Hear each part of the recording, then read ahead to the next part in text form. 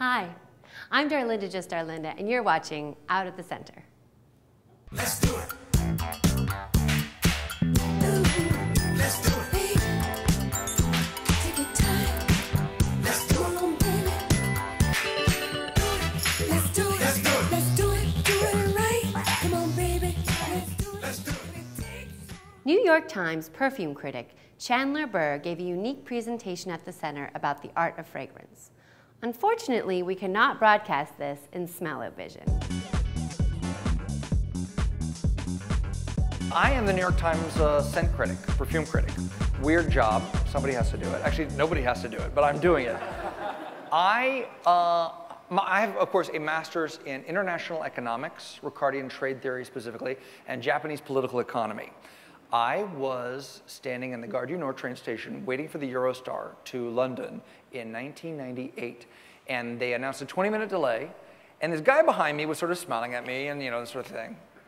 And I thought, well, he's a little old for me, but, you know, I'll talk to him.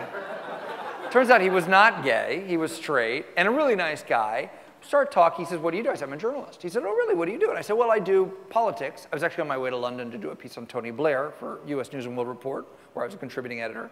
And I said, I do science. He says, oh, I'm a scientist. I said, really, what do you study? And he said, I do smell. I had no idea. We got on the train. We dropped our bags in our respective places and met in the cafe car, and we talked for 3 hours and 15 minutes. As we were pulling into Waterloo, I said, I want to write a book on you. And that book became The Emperor of Scent. Perfume is the art form that speaks to the sense of smell. Smell is the most primitive, visceral of all the senses. The more you smell something, a natural or synthetic, the more accurately and the more easily you smell it. There are perfumers who actually are anosmic to this molecule. See, I've lost it now. I could smell it for about 3 or 4 seconds, and now I can't smell it anymore. This is a synthetic called galaxolide. Galaxolide is a synthetic musk. What's interesting about modern perfumery is that the synthetics make it technically possible to create a perfume that does not strictly imitate nature. Synthetics are the key to modern perfumery. Not only is there nothing wrong with them, they are wonderful, noble, beautiful, astonishing materials, and they make perfume art. What does this smell of? I'm not even going to ask you what it is right now, because you're never going to guess. What does it smell of? Liquor, green pepper, creosote, licorice. I could get the licorice angle. I always think honey. You get the honey angle? No, burnt honey. Molasses. What do you think this is? Just take some guesses for me. No. This is a flower. This is Immortelle.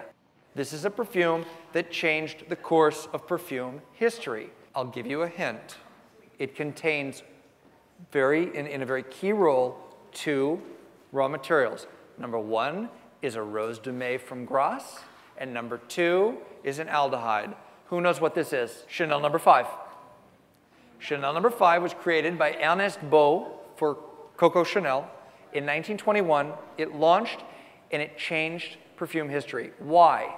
It took perfume and it made it abstract art. And that's all for this excerpt from Out at the Center. If you want to see the full show, check it out on our website at gaycenter.org/out. Until next time, I'm Darlinda, just Darlinda. Goodbye.